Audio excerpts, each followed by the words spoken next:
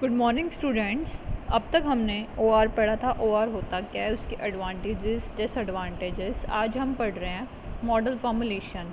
Model formulation का मतलब क्या है? फॉर्मुलेशन का मतलब होता है टू क्रिएट और to plan something, how to do. मतलब इसमें वही बता रहा है कि एक मॉडल को कैसे बनाना है, क्या क्या पॉइंट्स तुम्हें माइंड में रखने हैं उसको मॉडल को बनाते हुए।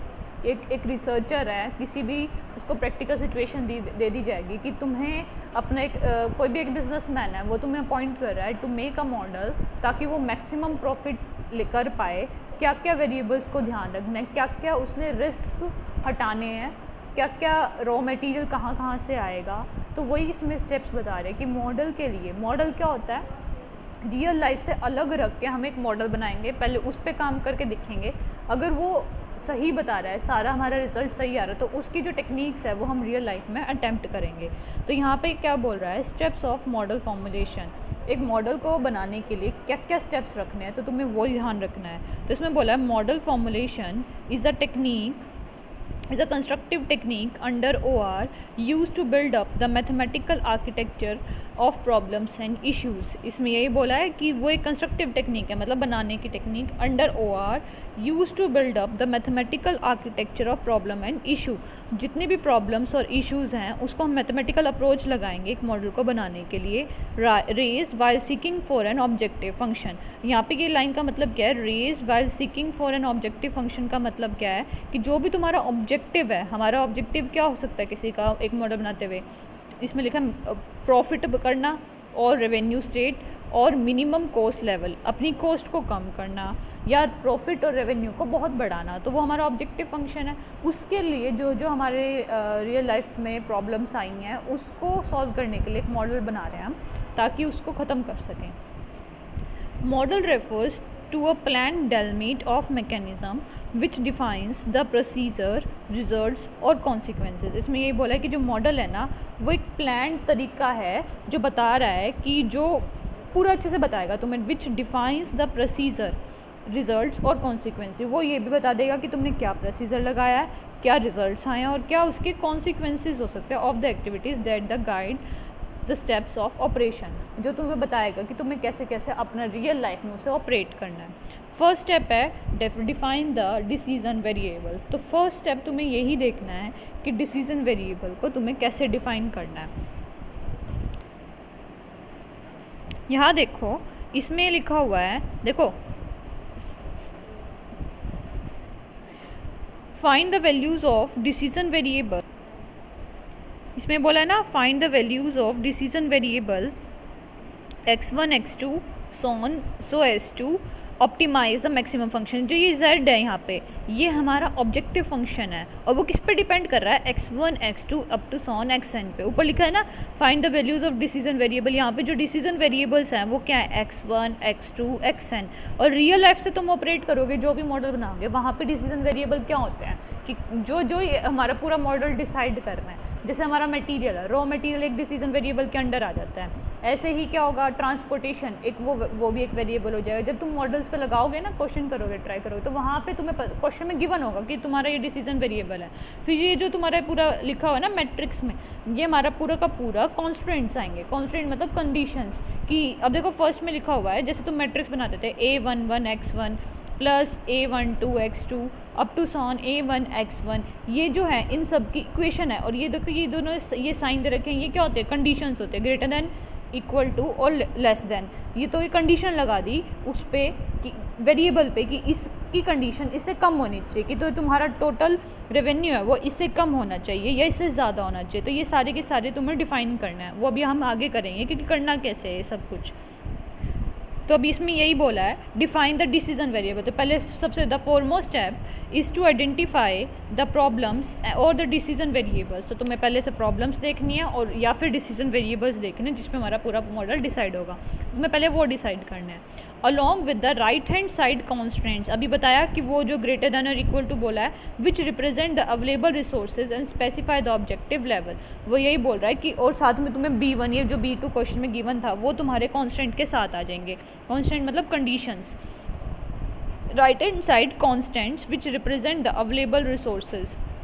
नेक्स्ट है फॉर्मुलेट कॉन्स्टेंट्स अभी मतलब कॉन्स्टेंट्स का मतलब ही क्या होता है, कंडीशंस। तो इसने लिख दिया constants imply certain limitations in the system और factors which influence the functions. इसने यही बोला है constants imply the certain limitations, मतलब कंडीशंस डाल दी कि इससे ज़्यादा नहीं होना चाहिए मेरा खर्चा, या इससे ज़्यादा मेरे को रॉ मटेरियल नहीं चाहिए, तो वो लेस देन इक्वल्स टू की कंडीशन आ जाएंगी।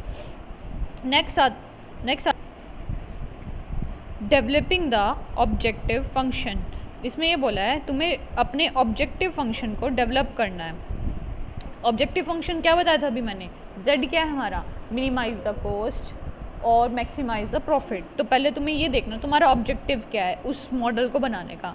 The objective function is said to be the result of the result than at organization is looking for. कोई भी ऑर्गेनाइजेशन है उनका मेन मोटिव क्या होता है, प्रॉफिट कमाना, तो वो तुम्हें ऑब्जेक्टिव फंक्शन बना देगा। विच इज़ मैक्सिमम प्रॉफिट और रेवेन्यू और minimum the level of cost. तुम जितना भी खर्चा कर रहे हो वो बहुत कम हो जाए और प्रॉफिट ज़्यादा हो जाए। The basic and optimum goal structures must be develop. तो सबसे पहले बेसिक और जो ऑप्टिमम गोल है वो तुम्हें पता होना चाहिए कि तुम मॉडल किस लिए बना रहे हो। नेक्स्ट है, इसी में बता रहा है प्रिंसिपल्स ऑफ मॉडलिंग। मॉडलिंग के प्रिंसिपल्स क्या हैं। ये तो तुम्हारे 3 स्टेप्स थे। फर्स्ट स्टेप तो तुम्हें पता लग ही गया है। एक तो स्टेप क्या था, डिसीजन वेरिएबल, सेकंड कॉन्स्टेंट्स, और थर्ड क्या हो गया, डेवलपिंग द ऑब्जेक्टिव फंक्शन। अब है प्रिंसिपल्स ऑफ मॉडलिंग। मॉडलिंग के लिए क्या प्रिंसिपल होता है। Let us now outline the general principle useful in guiding to formulate the models. कि क्या क्या प्रिंसिपल्स होने चाहिए एक मॉडल्स को बनाने के लिए। तो सबसे पहला प्रिंसिपल है do not build up a complicated model when simple one is sufficient. मतलब तुम्हें एक मॉडल को इतना कॉम्प्लिकेट नहीं कर देना है, जब तुम्हें पता है इसका सिंपल मॉडल बन सकता है तो उसको कॉम्प्लिकेट नहीं करना। Building models for specific purpose is the best advice to keep it simple. तो इसने यही बोला है जब भी तुम्हें मॉडल बनाना है तो तुम्हें सबसे पहले क्या होना चाहिए, उसका प्रिंसिपल पता होना चाहिए, सिंपल होना चाहिए, स्पेसिफिक पर्पस होना चाहिए, सिंपल होना चाहिए, मतलब उसका क्या नहीं होना चाहिए, तुम्हारा कॉम्प्लिकेटेड नहीं होना चाहिए। सेकेंड प्रिंसिपल क्या है, be aware of the modelling problems to fit the technique. तो जो भी तुम टेक्निक लगा रहे हो उस पे मॉडल पे, वो तुम्हारी टेक्निक जो है वो फिट होनी चाहिए उसमें। ये नहीं है कि कोई भी मॉडल उठा लिया और कोई भी टेक्निक लगा ली। तो दोनों चीज़ों को रिलेट करना है कि जो तुम टेक्निक लगा रहे हो वो ठीक लगा रहे हो नहीं लगा रहे हो। अभी जब मैं तुम्हें मेथड्स कराऊंगी लीनियर प्रोग्रामिंग में, तो उसमें ये आएगा कि द बेस्ट टेक्निक, कई बार ऐसे भी होते हैं कई मॉडल्स पे कई टेक्निक्स लगा सकते हो तुम, लेकिन सबसे बेस्ट टेक्निक क्या है जो सबसे कम कॉस्ट लगाए और बेस्ट प्रॉफिट दे, जो टाइम भी कम ले, सिंपल भी रहे, तो वो टेक्निक्स। तो तुम्हें वो सारी चीज़ बतानी है अभी आगे कि क्या होगा आगे। लिखा है for example an expert on linear programming technique may tend to view every problem he encounters as required in a linear programming solution.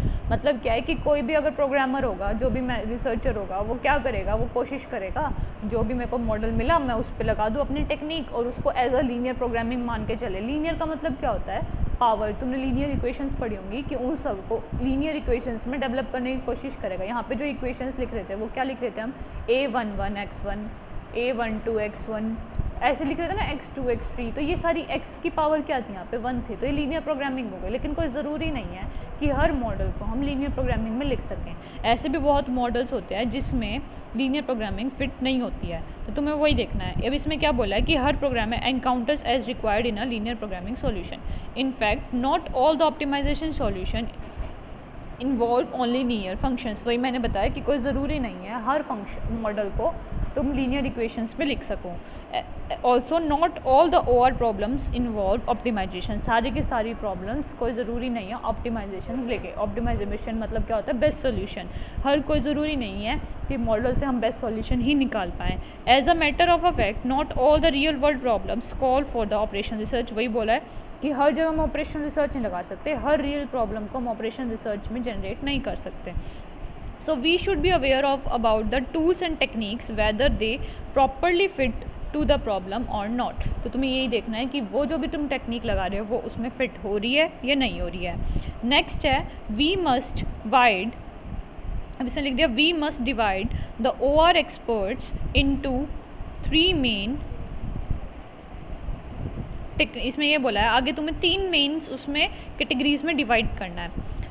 We must divide the OR expert into 3 main categories। First technique है technique developers, next है teachers और यहाँ पे इसके साथ students आएगा, teachers and students. इसमें यही बोला है we must divide OR experts, मतलब जो OR एक्सपर्ट्स कौन होते हैं, जो भी ऑपरेशनल रिसर्च बना रहे हैं, तो उनको 3 कैटेगरीज में बनाना है। एक तो होता है टेक्निक डेवलपर्स, मतलब तुम जो टेक्निक्स बना सकते हैं, वो टेक्निक बता दी उन्होंने कि ये लगानी है। सेकंड होगी टीचर, टीचर तुम्हें बताएगी कि वो टेक्निक लगानी कैसे है, टेक्निक बता दी कि ये लगेगी इस मॉडल पे, टीचर उसको समझाएगी, और जो स्टूडेंट्स होंगे वो उस पर अप्लाई करेंगे, या फिर वो कह सकते हैं स्टूडेंट्स के साथ रिसर्चर भी आ सकता है। नेक्स्ट है, इसमें बोला है deduction of the model, deduction phase of modelling must be conducted carefully. Deduction का मतलब क्या होता है कि डिड्यूक करना, डिडक्ट करना, मतलब तुमने कोई ज़रूरी नहीं है, रियल लाइफ में ऐसे बहुत सारी चीज़ें होती है जो हमें लेके भी चलनी होती है, लेकिन मॉडल्स में उनको इंक्लूड नहीं कर सकते, तो उसमें तुम्हें ध्यान रखना है कि तुम्हें क्या डिडक्ट करना और क्या नहीं करना। फर्स्ट है the reason for requiring the राइगरस deduction is that one wants to be sure that if and only if the model conclusions are inconsistent। इसका मतलब क्या है, इसमें बोला है the reason for acquiring राइगरस deduction, वही मैंने जो तुम्हें बताया कि क्यों रिक्वायर है डिडक्शंस, क्योंकि इसने लिखा है one wants to be sure that if model conclusions are inconsistent, जो भी तुम अगर ऐसा इनकंसिस्टेंट का मतलब क्या होता है, तुम्हें सॉल्यूशन नहीं मिल रहा। सॉल्यूशन क्यों नहीं मिल रहा, क्योंकि जो तुमने सारे वेरिएबल्स लिए हैं वो तुमने गलत लिए हैं। मतलब क्या है कि रियल लाइफ में तो होते हैं वो वेरिएबल्स, लेकिन जब तुम मॉडल्स पे लगा रहे हो तो मॉडल्स उनको इंक्लूड नहीं कर पा रहा। अब कभी कभी हमारी जो सेल्स हैं वो किससे अफेक्ट होती है, वेदर से। अब किसी मटेरियल में वेदर से बहुत अफेक्ट पड़ता है, तो कभी कभी हम मॉडल्स में वो चीज़ नहीं लगा सकते कि भाई वेदर को एक बार सोच के चलते हैं कि हमारे मॉडल पे वेदर को कोई इफेक्ट नहीं पड़ रहा, तो एक बार उस पे मॉडल बना देते हैं और वेदर को रियल लाइफ में रखेंगे, इसमें नहीं रख पा रहे, तो वो पॉइंट्स हटा देंगे हम। देन इसे लिखा ना with reality, if model conclusions are inconsistent with reality then the defect lies in the assumptions.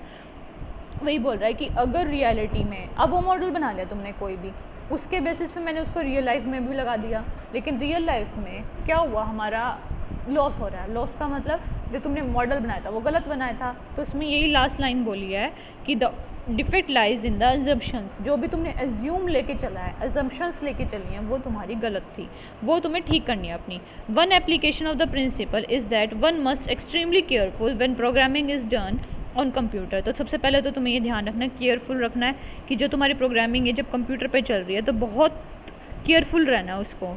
Hidden bugs are specially dangerous when they do not prevent the program from running but simply produce the results. अब तुमने सी भी करा है, सी के अंदर क्या होता था, एक छोटा सा एरर होता था, तो वो आगे बग दिखता नहीं है, लेकिन जब तुम रिजल्ट निकालते तो उसमें एरर आ जाता है, तो तुम्हें उस पर बहुत ध्यान रखना है कि कंप्यूटर्स में वो चीज़ बहुत नोटिस नहीं हो पाती, तो तुम्हें बहुत केयरफुल रहना है। But simply produce the results which are not consistent, और कभी कभी उसकी वजह से जो हमारा रिजल्ट आ भी जाता है लेकिन वो रिजल्ट गलत आता है। कई बार आंसर हमेशा ज़ीरो दिखा रहा है, क्यों, क्योंकि जो तुम्हारे प्रोग्रामिंग की है उसके अंदर कोई बग होगा जो तुम्हें नहीं दिख पाया।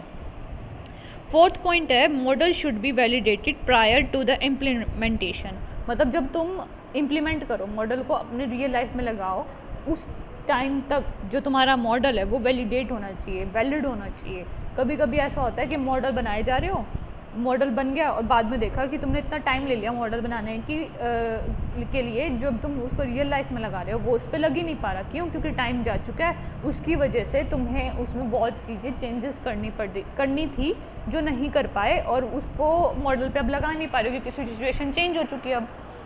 अब एग्जाम्पल भी दे रहा है, for example if model is constructed to forecast the monthly sales of a particular commodity, it could be tested using the historical data to compare the forecast।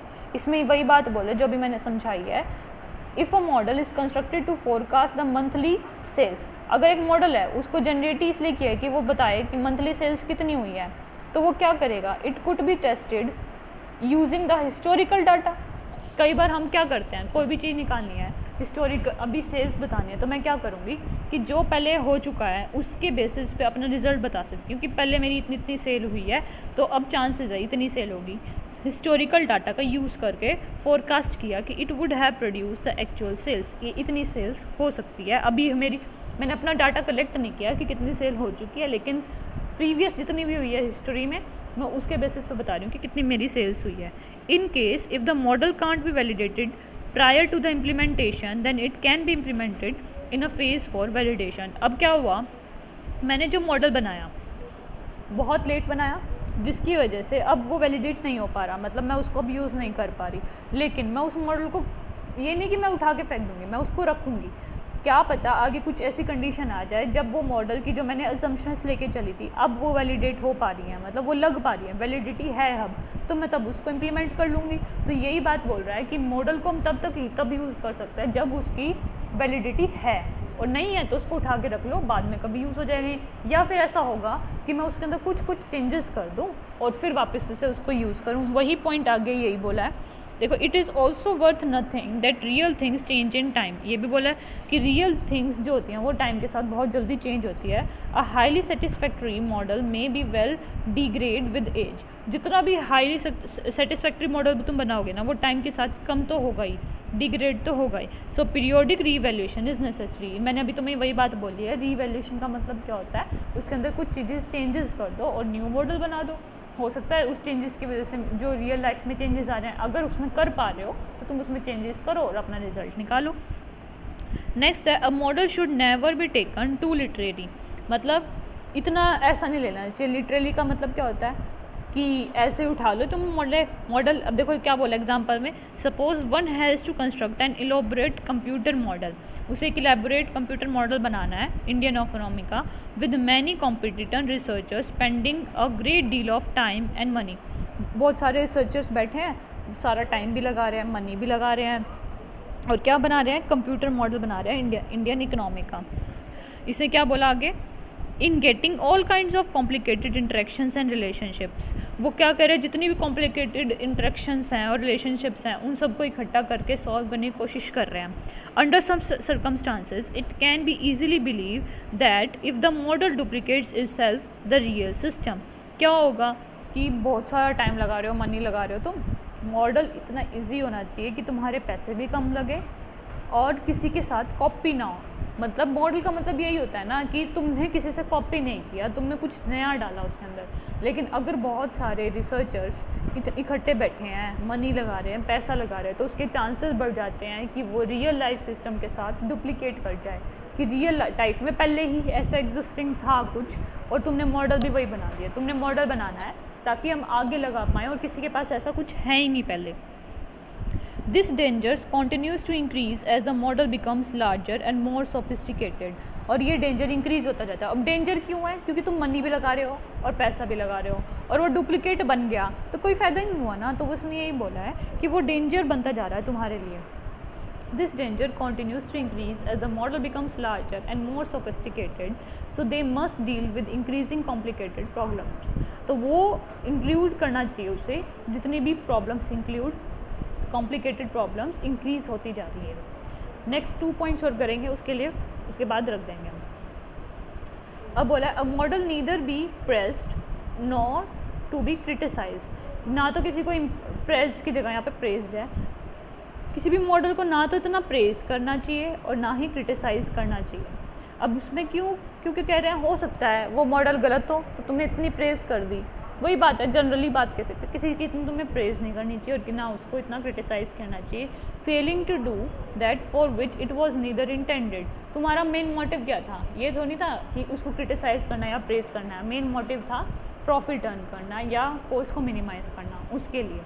Next है, ये प्रिंसिपल होता है, मतलब तुम्हें प्रिंसिपल याद रखना है। अब किसी ने मॉडल तुम्हारे सामने कोई आके रख रहा है तो उसको क्रिटिसाइज़ नहीं करना है, ना उसको ये करना है ज़्यादा प्रेज़ करना है, क्योंकि रियल लाइफ में उसको इम्प्लीमेंट करोगे तो पता लगेगा ना वो मॉडल कैसा था तुम्हारा।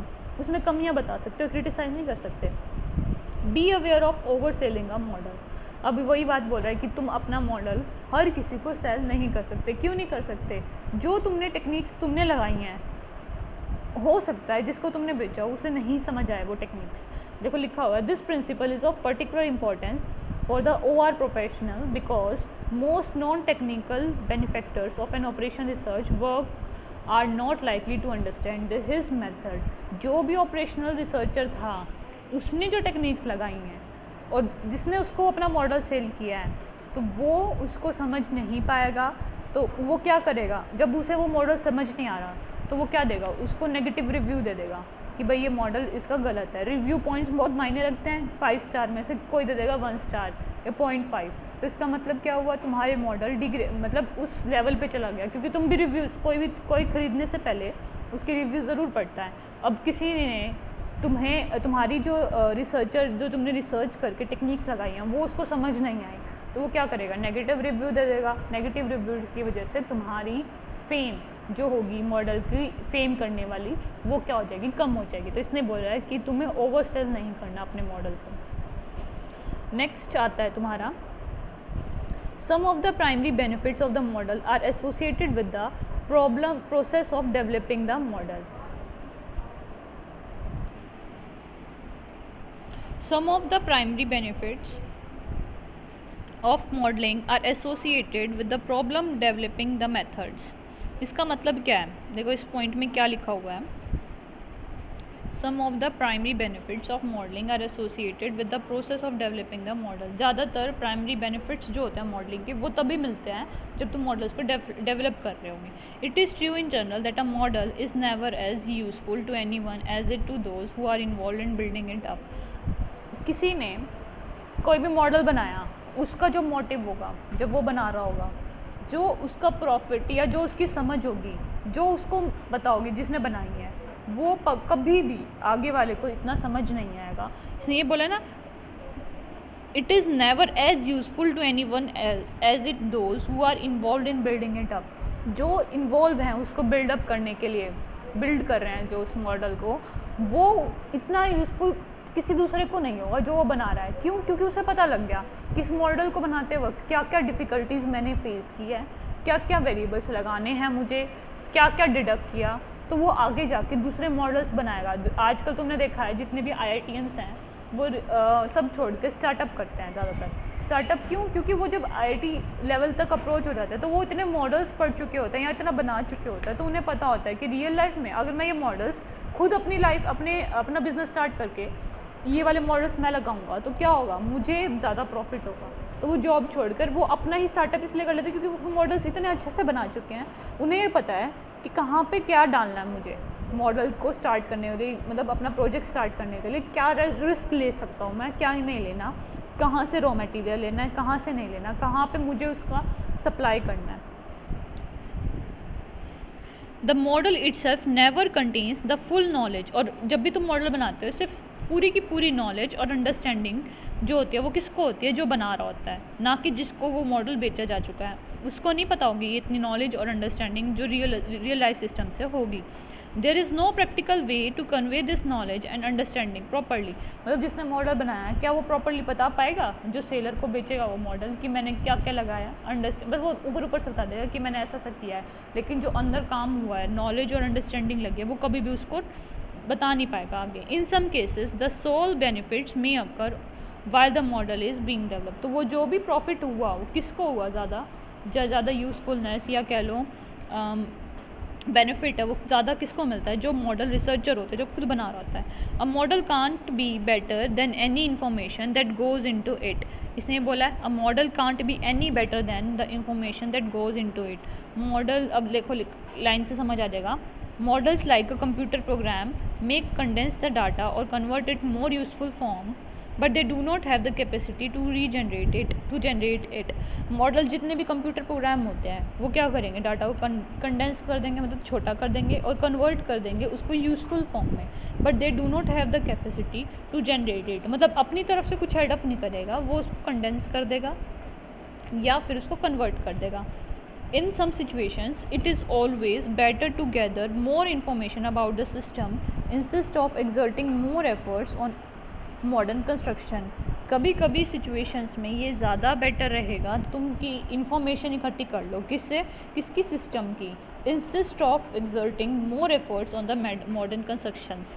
वही बोल रहा है कि जैसे रियल लाइफ में अब तुम फैशन से रिलेट कर लो, तुम वही कोई ज़रूरी नहीं है जो अब फैशन में चल रहा है वही जीन्स या वही टॉप डाल रहा है, लेकिन तुम ये भी तो देखोगे कि तुम पे क्या अच्छा लग रहा है। वही बात इसमें बोल रहा है कि जहाँ पे भी तुमने अपना डाटा डाला है, कभी कभी जो तुम्हारा सिस्टम है कि तुम्हारा वो सिस्टम विंडो 10 है, विंडो 9 है वो वाली पे देखोगे कि ये देख पाओगे कि जो भी नया नया चल रहा है वो डाल दो, तुम्हारा सिस्टम जितना ले पाएगा वही उसकी इंफॉर्मेशन ढूंढोगे जो तुम्हारा सिस्टम है। लास्ट पॉइंट है model can't replace the decision makers. Model कभी भी डिसीजन मेकर्स को रिप्लेस नहीं कर सकते। मॉडल्स बनने के बाद जो भी रिजल्ट आएगा वो डिसीजन मेकर पर डिपेंड करता है कि वो उसको रियल लाइफ में लेगा या नहीं लेगा। देखो लिखा हुआ है the purpose of the OR model shouldn't be supposed to provide optimal solution free from the human subjectivity and error। Model का पर्पस ये नहीं होता कि वो ऑप्टिमल सॉल्यूशन ही प्रोवाइड करें, वो डिपेंड करता है कि वो जो डिसीजन मेकर है वो उसको यूज़ करना चाहता है या नहीं करना चाहता।